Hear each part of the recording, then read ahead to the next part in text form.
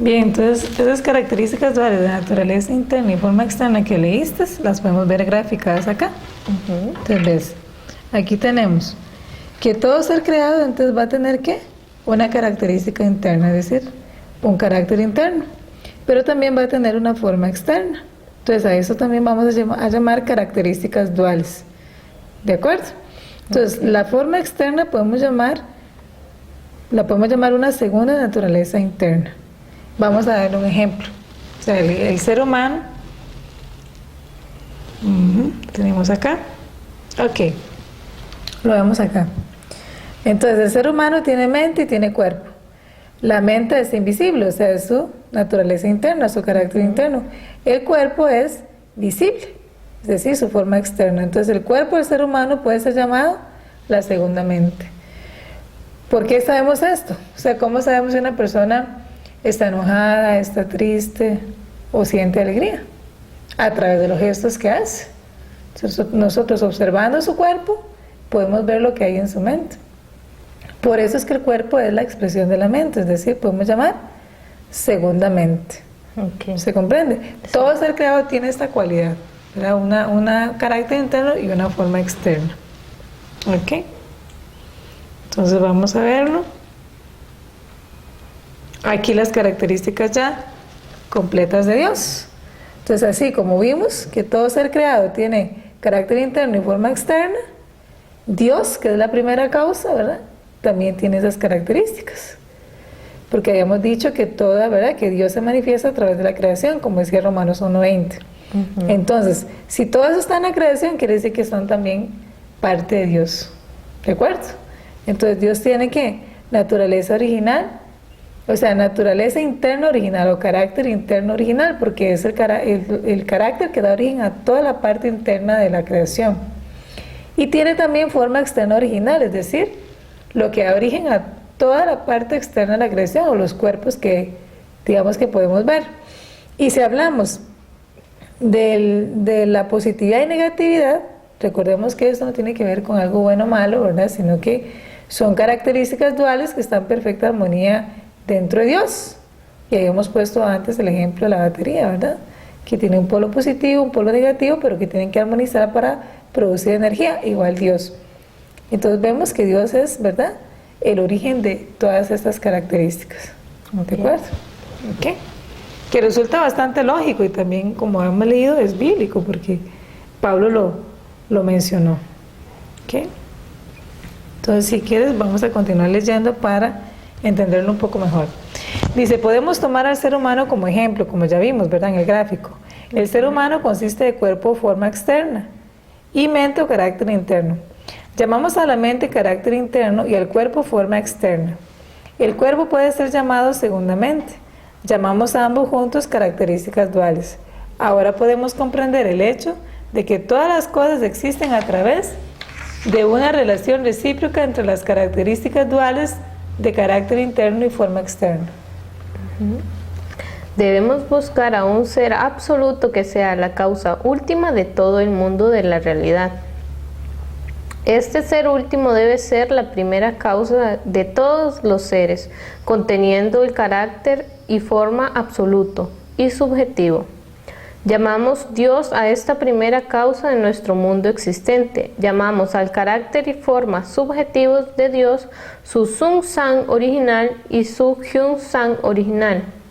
¿Cuál es la relación entre las características duales de carácter y forma y las características duales de positividad y negatividad? Fundamentalmente, el Sun San original de Dios y su Hyun San original tienen una relación recíproca con su positividad original y su negatividad original. Por lo tanto, la positividad y la negatividad de Dios son los atributos de su carácter y de su forma. Dios es el sujeto armonizado que consiste de las características duales de Sun San original y Hyun San original. Al mismo tiempo, Él es el sujeto armonizado de las características duales de masculinidad y feminidad originales. La primera representa su carácter y la segunda su forma originales. Y en relación con toda la creación, Dios es el sujeto masculino y representa su carácter interno. Ok, entonces veámoslo acá. O sea, ¿cuál es esa relación entre las características de Dios? tanto si hablamos de carácter interno y forma externa o de positividad y negatividad, ¿de acuerdo? Sí. Vamos a ver que Dios entonces tiene carácter interno y forma externa. El carácter interno de Dios tiene características masculinas y femeninas. Y la forma externa de Dios también tiene características masculinas y femeninas. ¿Cómo sabemos eso? En todo el mundo creado vemos manifestado la masculinidad y la feminidad. Y el mundo creado es la expresión de Dios. Quiere decir que también en Dios están esas características. O sea, es decir, en la parte invisible de Dios. Entonces, eso se refiere cuando dice que la masculinidad y feminidad, o lo que es lo mismo, ¿verdad? En el mundo mineral, positividad y negatividad, son los atributos tanto del carácter como de la forma externa. Entonces, para poner un ejemplo, el ser humano. O sea, si nosotros hablamos del hombre y la mujer, el cuerpo del hombre y la mujer tienen hormonas masculinas, digamos, el hombre mayormente hormonas masculinas, ¿cierto? Sí. Pero también tiene hormonas femeninas. Igual la mujer, su cuerpo tiene mayormente hormonas femeninas, pero también tiene hormonas masculinas. Y es tan obvio, lógico que sea así, porque entonces, ¿cómo le proveería la mujer a un bebé varón, verdad, las hormonas masculinas que necesitara? Sí. Realmente se necesitan esas dos. Entonces, y cuando hablamos de la mente de ambos, por ejemplo, cuando hablamos del carácter interno de la masculinidad, estamos hablando de características que tienen que ver con características de mando, de autoridad, de poder, de toma de decisiones, de liderazgo, ¿ok? Okay. Cuando hablamos del carácter interno de la feminidad, podemos hablar del afecto, del amor, ¿verdad? De la paciencia, del cariño, que tiene que ver especialmente con la expresión del afecto o del amor, ¿de acuerdo? Precisamente porque el hecho de que las mujeres podamos ser madres, ¿verdad? Nos provee tanto biológica como psicológicamente de elementos que los varones no tienen, ¿verdad? Las actividades, toda esta relación de cuidar al bebé, de amamantar al bebé, ¿verdad? Y de darle cuidados primarios más cercamente que el varón, pues provee ciertas características también a nivel interior que del cual el varón no goza. Entonces, esto es llamado feminidad. Pero eso no quiere decir que el hombre cuyo carácter interno es masculino, él no puede amar. También él aprende a amar, aprende a ser afectuoso, cariñoso.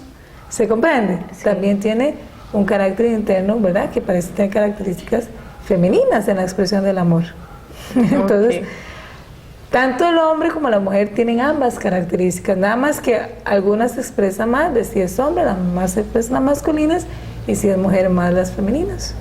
Entonces, tanto nuestra mente como nuestro cuerpo tiene ambos atributos. Entonces, es igual con Dios, ¿verdad? Dios, su carácter interno tiene atributos masculinos y femeninos, y su forma externa también. ¿Ahora se comprendió? Sí. Ok. Vamos a estudiar entonces el siguiente título. La relación entre Dios y el universo. Sigo yo. Cada creación es un objeto sustancial de Dios como la forma manifestada de las características invisibles de Dios. Cada objeto sustancial se llama encarnación individual de la verdad. Siendo el ser humano el objeto sustancial de Dios que fue creado en su imagen, se llama encarnación individual en imagen de la verdad. Ya que toda la creación, aparte del ser humano, es el objeto simbólico de Dios creado a su imagen indirecta, se llama encarnación individual simbólica de la verdad. Definiendo la relación entre Dios y el universo desde el punto de vista de sus características duales, el universo es el objeto sustancial de Dios que consiste de encarnaciones individuales de verdad.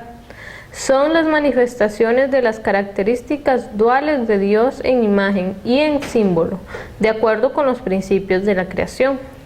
La relación entre Dios y el universo, por ser igual a la relación entre carácter y forma, es una relación de interior y exterior, causa y resultado, sujeto y objeto, vertical y horizontal. Ok, vamos a verlo acá. Entonces ya vimos, ¿verdad?, que cuáles son las características duales de Dios. Entonces, ¿a qué se refiere con encarnaciones individuales de verdad? ¿Okay? Dios es la verdad. O sea, Dios tiene dentro de sí todos los principios que están en armonía, ¿verdad? Entonces por eso Él es la verdad.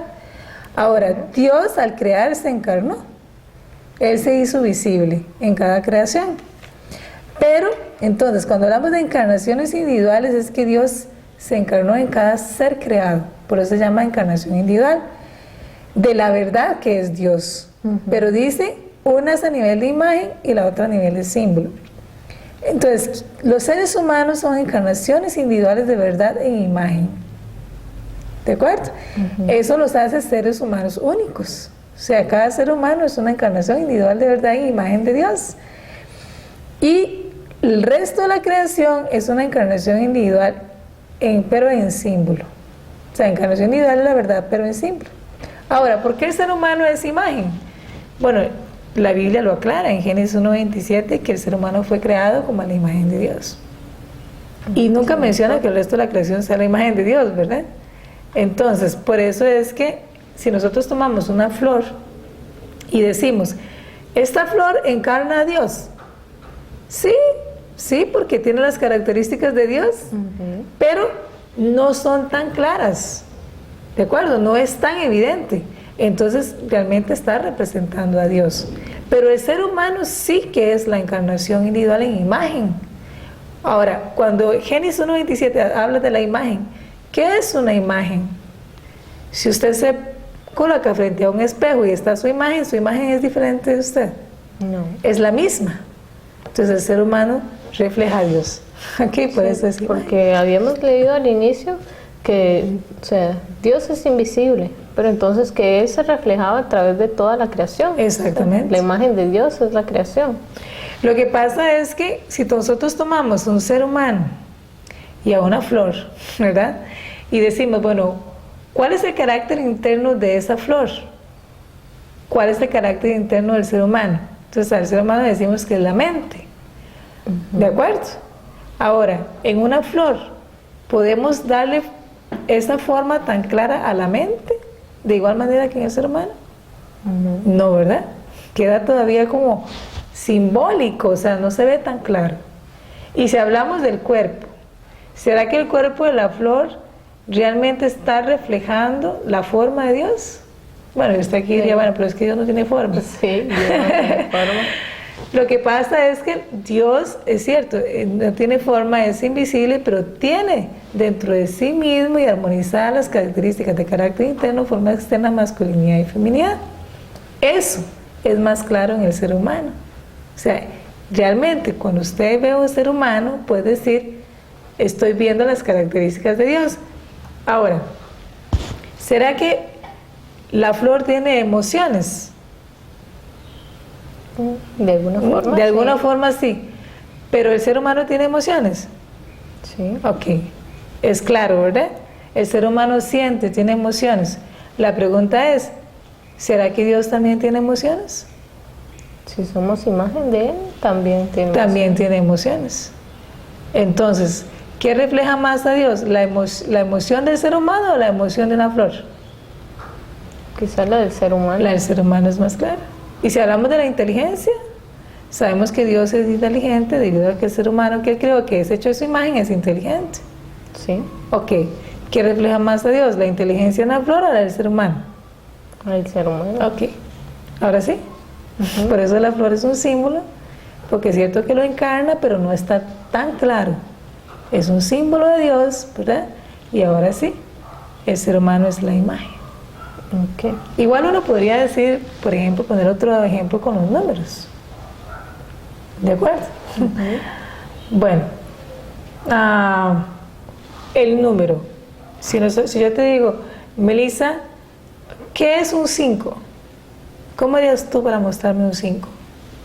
Le dibujo la figura de un 5. Dibujar la figura de un 5. Pero ese no es el número 5, es su representación. Es el símbolo del número 5. ¿Ok? Ahora, entonces, ¿qué es el número 5? ¿Ok? Entonces uno podría decir... Es una cantidad. Es una cantidad. ¿Y cómo hago yo para saber dónde está esa cantidad? ¿Dónde existe esa cantidad? 5. Depende del número de objetos. Ok, entonces uno podría decir, bueno, pongo 5 naranjas y ahí está el 5. Ok, eso tampoco es el número.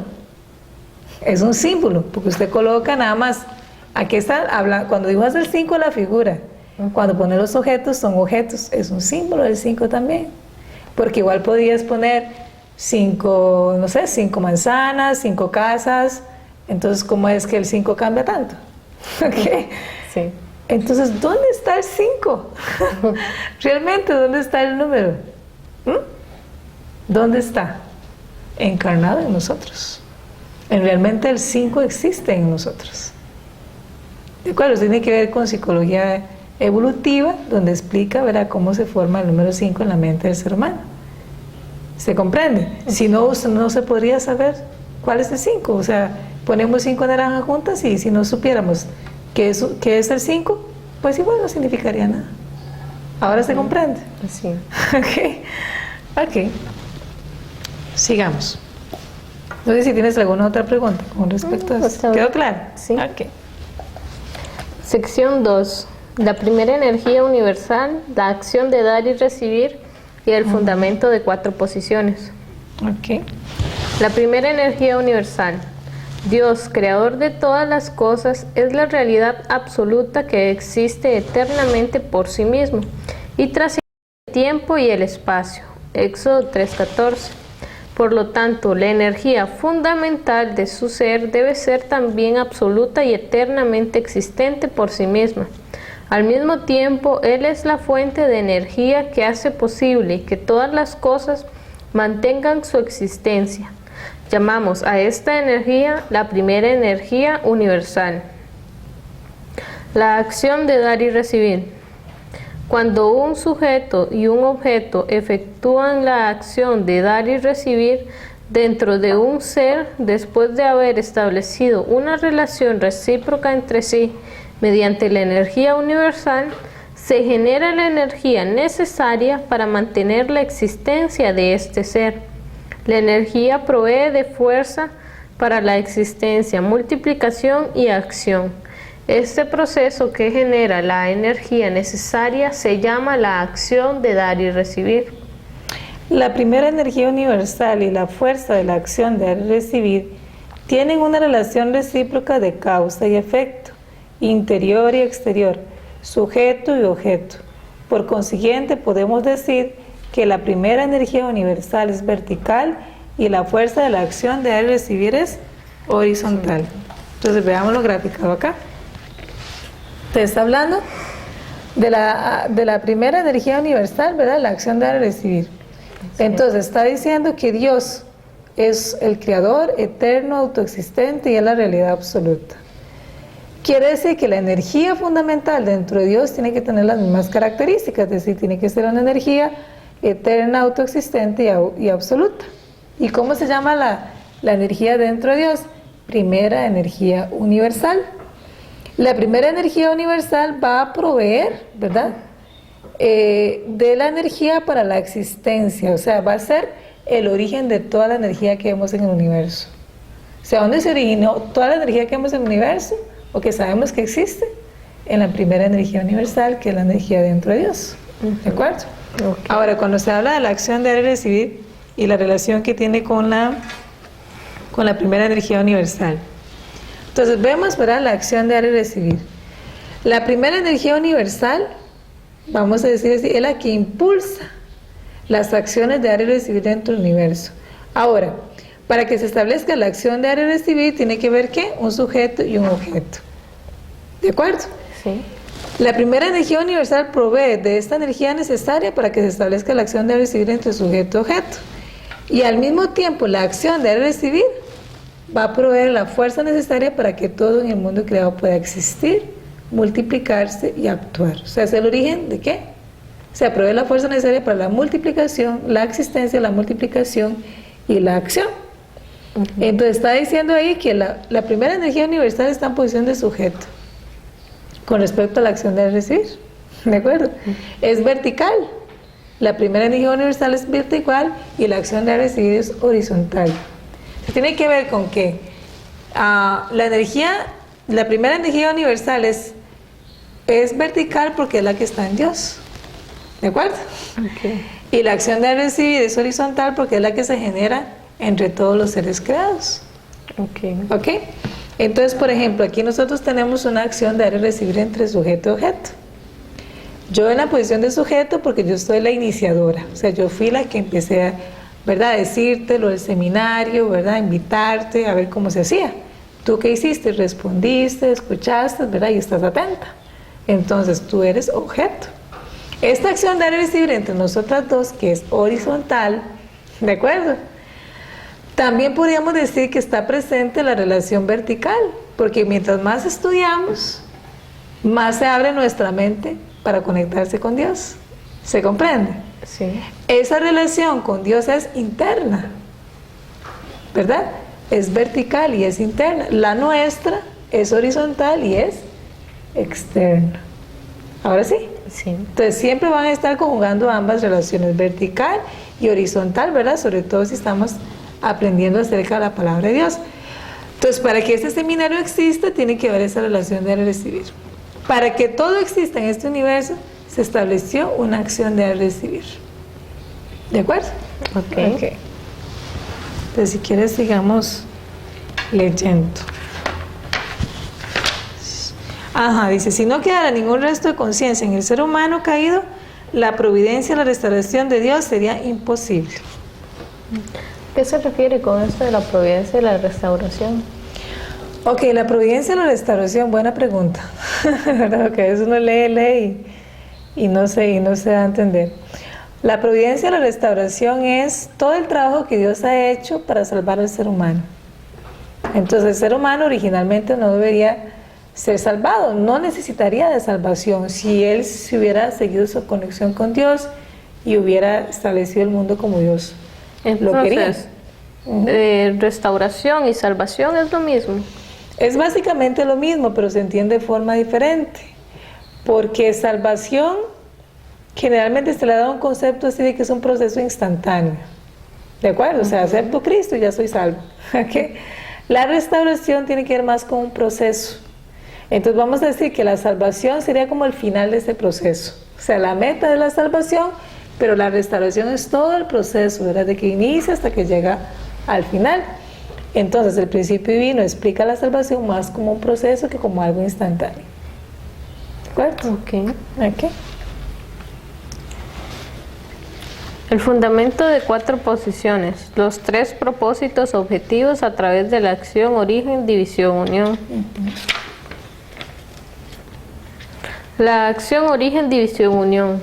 Dios, como el origen, se divide en 2 cuerpos sustanciales separados, después de lo cual estas dos se unen de nuevo para formar una unidad. Llamamos a este proceso acción de origen, división, unión. Los 3 propósitos objetivos. Cuando conforme a la acción, origen, división, unión, el origen se ha dividido en 2 cuerpos sustanciales separados, sujeto y objeto, que de nuevo se unen formando una unidad. Entonces se establecen 4 posiciones. Una toma una posición subjetiva, mientras que las 3 restantes se sitúan como objetos, produciendo así 3 bases objetivas. Cuando efectúan la acción de dar y recibir entre sí, una de las 4 posiciones asume el papel de sujeto, mientras que las otras 3 cumplen propósitos objetivos respectivamente. El fundamento de 4 posiciones. Cuando la acción, origen, división, unión, el origen se divide en 2 objetos sustanciales.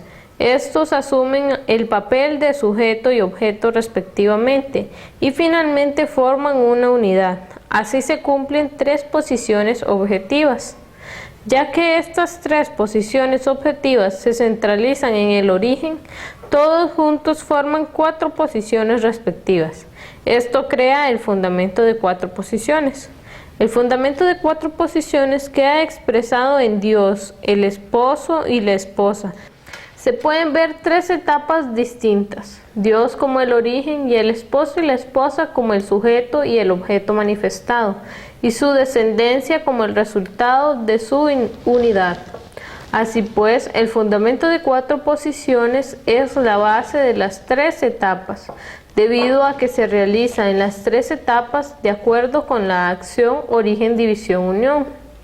Es también el fundamento del significado del número 12, debido a que cada una de las 4 posiciones tiene 3 objetos, sumando así un total de 12 objetos. El fundamento de 4 posiciones es la base para la realización de la bondad de Dios y es la meta última de su creación. Es la base mediante la cual la fuerza de Dios se canaliza para que pueda fluir dentro de toda su creación con el fin de mantener su existencia.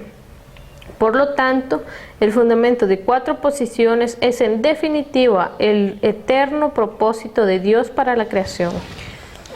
Aquí, veámoslo acá. Vamos a ver. Esto. Estábamos primero hablando de la acción, origen, división, unión, ¿de acuerdo? Sí. Entonces Dios es el origen. Y Él para crear se dividió en 2 elementos o 2 componentes. Un compañero sujeto y un compañero objeto. ¿Verdad? Después esos 2 se unen y forman una unidad. Así es como todo se multiplica a través de este proceso, origen, división y unión. ¿De acuerdo? Una vez que esto se completa, entonces se van a completar los 3 propósitos objetivos que estabas hablando. ¿De acuerdo? Entonces Dios como el origen, cuando Él se coloca en la posición de sujeto, ¿cuántos objetos de amor tiene? 3. Y si hablamos aquí de sujeto, tiene 3 objetos de amor. Y acá también, ¿verdad? El objeto tiene 3 objetos de amor y la unión tiene 3 objetos de amor. Entonces cada posición va a gustar de 3 objetos de amor. ¿De acuerdo? Ahí es cuando se dice que se cumplen, ¿qué? Las 3 bases objetivas. O sea, cada uno con 3 objetos para amar. Okay. Por eso es que el fundamento de 4 posiciones está fundamental para el cumplimiento de la meta de la creación. ¿Y por qué dice que es el origen del número 12? Ok. Ahí vamos. Entonces aquí estamos hablando ya de la realización de los 3 propósitos objetivos. Entonces establecemos que un fundamento de 4 posiciones. ¿De acuerdo? Ahora, ¿por qué ese fundamento de 4 posiciones llega a ser entonces la meta de Dios y tiene todo eso, ¿verdad? O sea, es el fundamento de todos los números que acabamos de estudiar. Vemos que Dios como ¿verdad? El origen, entonces se divide en sujeto, objeto, y después establece la tercera etapa, que es la unidad. Entonces estamos hablando que el fundamento de 4 posiciones es la base de las 3 etapas de crecimiento que vamos a ver después. O sea, todo ser creado tiene que pasar por 3 etapas.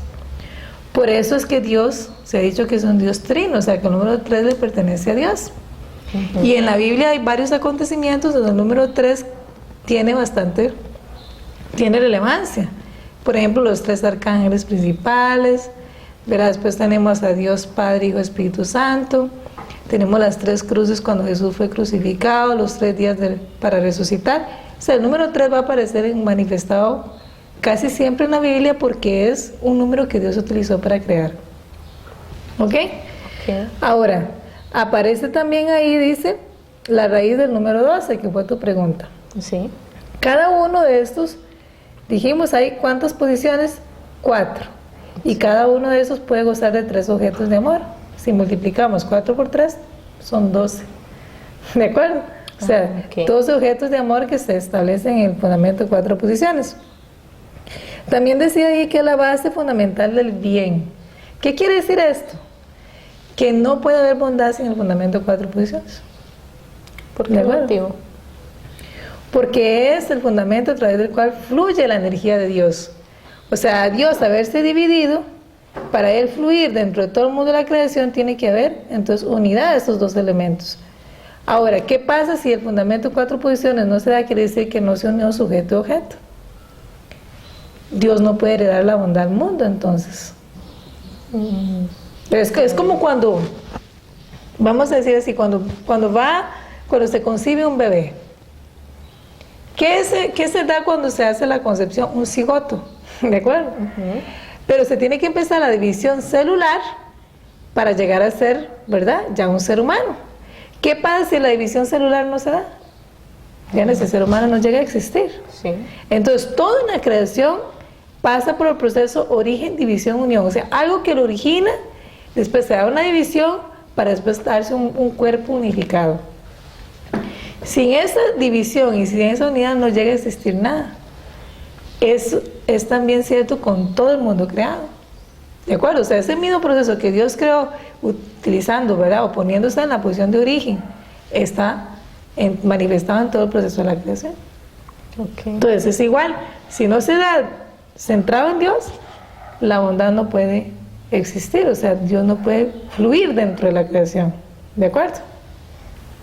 Punto 4. Los aspectos de la existencia del fundamento de 4 posiciones.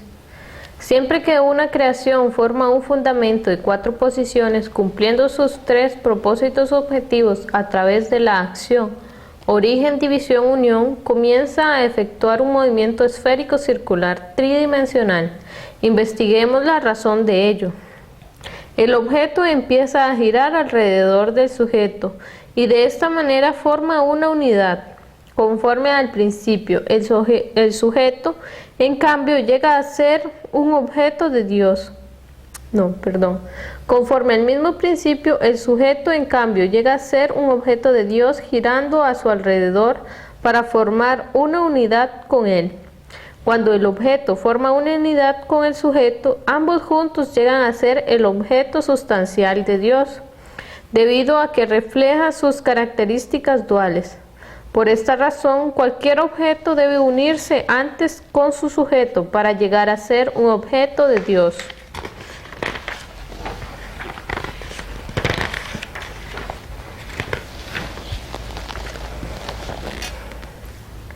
Sección 3. El propósito de la creación. 1. El propósito de la creación del universo. Cada vez que Dios hizo una nueva especie de la creación, Él vio que estaba bien. Génesis 1, 4, 31. Esto indica que Dios deseaba que todas las cosas de su creación fueran buenos objetos. Esto es porque Dios deseaba sentir felicidad al contemplar su creación. ¿Cómo debería ser la creación para que Dios sienta la máxima felicidad? Después de haber creado el universo, Dios finalmente creó al ser humano, a su imagen, según el modelo de su propio carácter, con la capacidad para sentir alegría, enojo, tristeza y placer. Y Dios quiso deleitarse al verse reflejado en él. El ser humano fue creado para que disfrutara y apreciara su posición como el objeto de Dios. Por esto, cuando Dios creó a Adán y Eva, les dio 3 grandes bendiciones: crecer y multiplicaos y llenar la tierra, y someterla y tener dominio. Si el ser humano hubiera cumplido las palabras de esta bendición, llegando a ser feliz en el reino celestial de Dios, Dios también habría sentido mucha felicidad. ¿Cómo se hubieran cumplido las 3 grandes bendiciones de Dios? Se habrían cumplido solo cuando se hubiera realizado el fundamento de 4 posiciones, centralizado en Dios, el fundamento básico para la creación. Ok, entonces veámoslo acá. ¿Cuál es el propósito entonces por el cual Dios creó todo? ¿De acuerdo? Entonces vemos que el propósito de la creación, según Génesis, en el primer libro de la Biblia, dice que Dios al crear vio que todo estaba muy bien, que todo era bueno. Y cuando creó a los seres humanos dijo, todo está muy bien. O sea, eso nos da a entender que Dios estaba experimentando alegría conforme iba creando. Y cuando algo no le queda muy bien, uno se siente contento, ¿no? O sea, ahí Dios estaba feliz.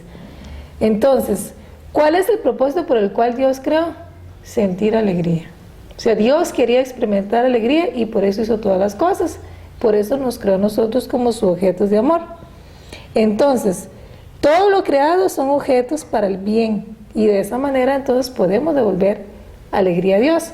Pero, ¿cómo fue que Dios pretendía que el ser humano llegara a ser el objeto de su alegría? A través del cumplimiento de las 3 grandes bendiciones.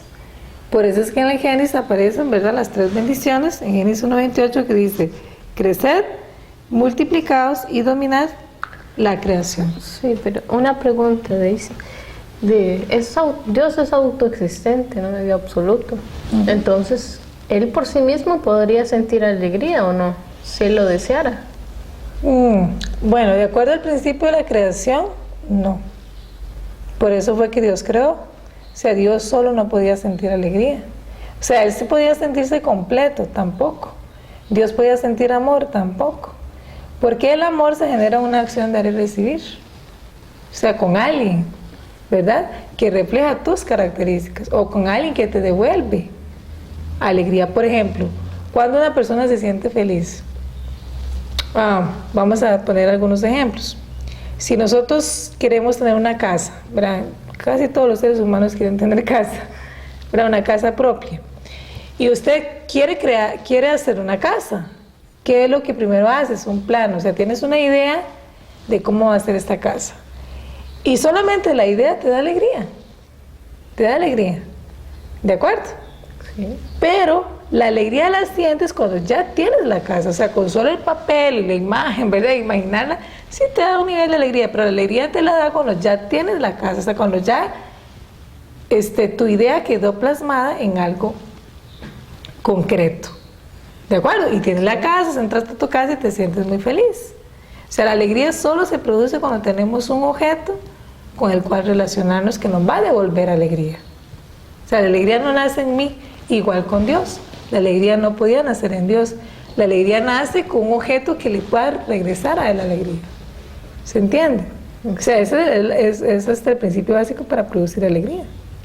Una persona sola, sin ningún objeto que la rodee, no siente alegría. De hecho, por ejemplo, a la gente en prisión, cuando los aíslan, ¿de acuerdo? Cuartos, ¿verdad? Los aíslan porque se comportan mal. ¿Por qué este es un castigo? Porque los aíslan y sin nada. Y por eso ellos hacen, ¿verdad? Tratan de hacer como algunos dibujos con la misma tierra que encuentran, porque un solo dibujito en la pared se puede volver un objeto con el cual se puede relacionar y no sentirse tan triste, tan deprimido. Una persona aislada no se puede relacionar, ya sea con cosas, con objetos de la naturaleza, con seres humanos, se empieza a deprimir. ¿Se comprende? Entonces, ¿qué quiere decir eso? Que la alegría, para sentir alegría, para experimentar alegría, solamente se puede dar con un objeto creado. Ahora, no vamos a decir que era que Dios estaba deprimido, ¿verdad? Esos son solamente cuestiones que pasan en el ser humano caído. Pero sí, Dios no podía experimentar alegría solo. Eso explica el principio divino. Ok, entonces, ¿cómo nos convertimos en los objetos de alegría de Dios? De acuerdo con el Génesis, es a través de esas 3 grandes bendiciones que Dios le dio al ser humano. Fructificar, multiplicar y tener dominio sobre la creación. Y si se cumplían esas 3 grandes bendiciones, se establece entonces el reino de los cielos en la tierra. O sea, ¿cuál era lo que Dios quería? Dios quería crear un reino de Dios en la tierra. Dios quería crear su reino. Dios quiere crear su reino. ¿Y cuál era la manera o el camino? Las 3 grandes bendiciones que le dio a Adán y Eva. ¿Por qué les dio estas bendiciones? Para que el resultado fuera la alegría. ¿Ya? Es decir, la meta es experimentar la alegría, pero tenían que cumplirse las 3 bendiciones. Y si se cumplían, entonces todo esto sería dominio de Dios. Okay. Y Dios todavía tiene esa meta. ¿De acuerdo? Entiendo. Ok, sigamos. Sección 3. El propósito de la creación del universo. No, ya habíamos leído esta parte. Vamos a que dice, todos los seres humanos tienen un propósito dual. Okay. Todos los seres humanos tienen un propósito dual. El propósito del carácter interno es para el conjunto, mientras que el propósito de la forma externa es para el individuo. Ok, veámoslo acá. Entonces, todos los seres humanos, así como Dios nos creó, tenemos 2 propósitos. ¿De acuerdo? Sí. Un propósito para el conjunto o para el todo y un propósito para el individuo. El propósito para el conjunto tiene que ver con nuestra naturaleza interna. Y el propósito para el individuo con nuestra forma externa. Bueno, para explicar de una forma sencilla. Cuando nosotros pensamos en una persona buena gente, ¿por qué pensamos o decimos que alguien es buena gente? Porque está pensando más allá del mismo. ¿De acuerdo? Sí. O sea, es una persona que le ayuda al barrio, a la comunidad, o que asiste a mucha gente, ¿verdad? Hace algo para los demás. Por eso decimos que es buena gente, ¿ya? Está cumpliendo su propósito para el todo, ¿de acuerdo? Ahora, también existe un propósito para el individuo que tiene que ver con la forma externa, dice, o sea, el cuerpo. Tiene que ver con las necesidades básicas, de alimentarnos, de vestirnos, de protegernos, de crecer a nivel individual.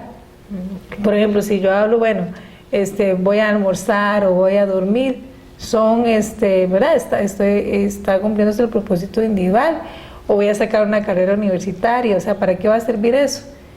¿De acuerdo? O sea, si va a ser solamente para el servicio mío, entonces es un propósito individual, pero si lo pongo al servicio para la comunidad, entonces ya forma parte del propósito del todo. Entonces, todos los seres humanos fuimos creados con esos propósitos, tanto uno dirigido al individuo como dirigido al todo. Okay. Si cumplimos ambos propósitos, somos felices. Los objetos de bondad para la alegría de Dios. La alegría no puede ser creada por un individuo solo. La alegría viene cuando tenemos un objeto visible o invisible que sea una proyección y reflejo de nuestro propio carácter y forma, haciéndonos sentir así nuestro propio carácter y forma a través del estímulo que recibimos del objeto. Por ejemplo, el ser humano siente alegría como creador solo cuando tiene un objeto, es decir, cuando ve el fruto de su trabajo, ya sea una pintura o escultura en el cual esté plasmado sustancialmente su plan. De esta forma puede sentir objetivamente su propio carácter y forma a través del estímulo que recibe del fruto de su trabajo. Bueno, eso es lo que estábamos explicando un poco antes, ¿de acuerdo?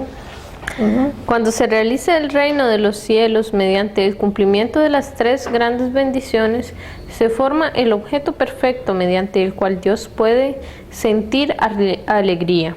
Estudiemos cómo se forma este objeto perfecto para la alegría de Dios. La primera bendición de Dios para el ser humano era la perfección de su individualidad.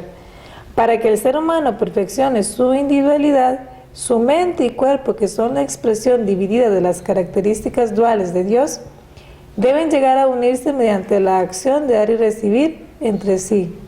Se forma así un fundamento individual de 4 posiciones centralizado en Dios.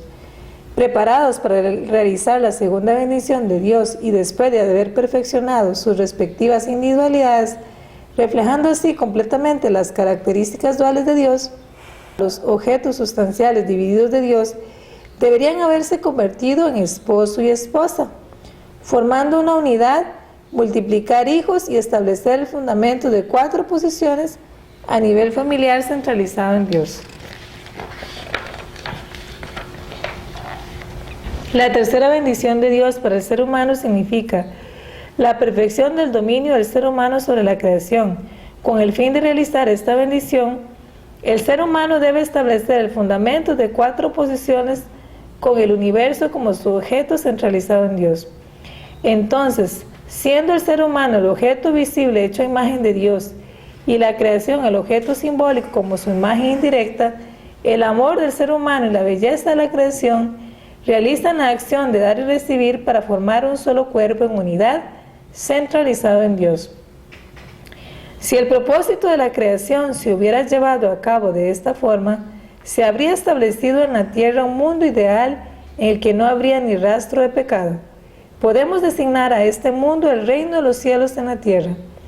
El ser humano fue originalmente creado para vivir en el reino de los cielos en la tierra. En el momento de su muerte física, transmigraría al mundo espiritual, donde podría disfrutar de una vida eterna en el reino de los cielos espiritual.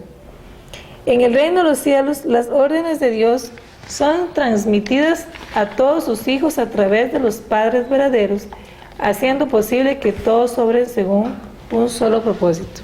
Ok. Qué interesante que aquí también habla de los padres verdaderos. Sí, vamos a verlo acá. Vean, entonces, dice que el propósito de Dios fue crear para experimentar alegría. ¿De acuerdo? Quiere decir que siendo Dios el compañero sujeto, ¿de acuerdo? Él quiere un objeto que refleje sus características, o sea, que sean objetos de bondad, ¿de acuerdo? Entonces, ¿cómo es que ese compañero objeto puede convertirse en un objeto de bondad? Es a través de las 3 grandes bendiciones. O sea, solamente cumpliendo las 3 bendiciones puede ser el ser humano objeto de amor de Dios. Y de esa manera, por supuesto, que se establece el reino de los cielos en la tierra. ¿De acuerdo? Ahora, vamos a ver cuáles son esas 3 grandes bendiciones que está mencionando el principio divino. A ver. Aquí está. Entonces la primera bendición que Dios dio a Adán y Eva fue crecer, ¿verdad? ¿Qué significa crecer? La perfección individual. O sea, eche frutos del espíritu. O sea, tenía que perfeccionarse espiritualmente. Entonces, para que un ser humano crezca y se perfeccione, su mente y su cuerpo tienen que estar en una acción de recibir, pero con Dios en el centro. Sí. Entonces aquí vemos, ¿verdad?, la primera bendición, es decir, tenemos un individuo perfecto, porque es lo mismo, fundamento de 4 posiciones a nivel individual. Ahora vemos la segunda bendición. Una vez que Adán y Eva se hubiesen perfeccionados, o sea, su mente y su cuerpo unidos completamente con Dios, que ellos pensaran como Dios y actuaran como Dios, entonces podían casarse. ¿Y quién los iba a casar? Dios, ¿verdad? Dios como su padre les iba a dar la segunda bendición. Y ellos, a través de este matrimonio centrado en Dios, podrían tener hijos de Dios. Entonces aquí estamos hablando del fundamento de 4 posiciones a nivel familiar. Una vez que se establece la segunda bendición, aparece entonces, ¿verdad?, la necesidad de establecer la tercera bendición, que es la perfección del dominio, o sea, domina la creación. Entonces Dios como el centro, el ser humano como sujeto y el mundo creado como el objeto de amor del ser humano. Entonces aquí estamos estableciendo el fundamento de 4 posiciones del dominio, ¿verdad? Eso quiere decir ya a nivel más cósmico, el ser humano teniendo dominio sobre toda la creación. Okay. Así se cumplen las 3 grandes bendiciones. Y si eso se cumple, decimos, se establece el reino de Dios en la tierra. Entonces, ¿qué va a pasar en el reino de los cielos? Dicen todas las órdenes de Dios, ¿verdad? Van a ser dadas al resto de la humanidad. ¿A través de quién? De los padres verdaderos, porque establecen padres verdaderos. Adán y Eva son los padres verdaderos, y entonces ellos, encarnando la naturaleza de Dios, todos sus hijos también pueden encarnarlo. ¿De acuerdo? O sea, ¿quién sería Dios para los hijos? Sus padres. ¿Y quiénes son los padres de la humanidad? Adán y Eva. Si ellos hubieran perfeccionado su individualidad, si ellos se hubieran casado centrados en Dios, serían padres verdaderos de la humanidad.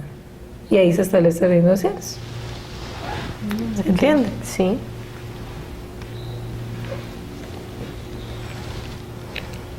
¿Ok?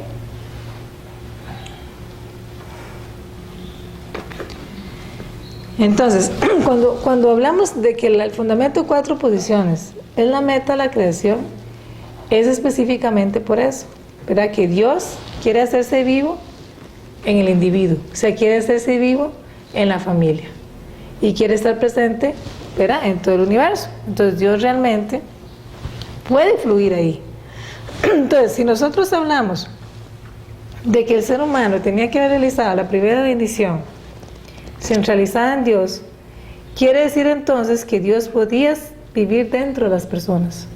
O sea, Dios podía vivir dentro del corazón del ser humano. Verá que es esta que está acá. O sea, Dios viviendo dentro del corazón del ser humano. Ahora, si el fundamento de 4 posiciones establece a nivel familiar, Dios vive dentro de la familia. Y si el fundamento de 4 posiciones establece a nivel ya mundial con la creación, Dios puede vivir en el mundo. ¿Qué nos dice eso, Melissa? Que Dios ahorita no está viviendo con nosotros.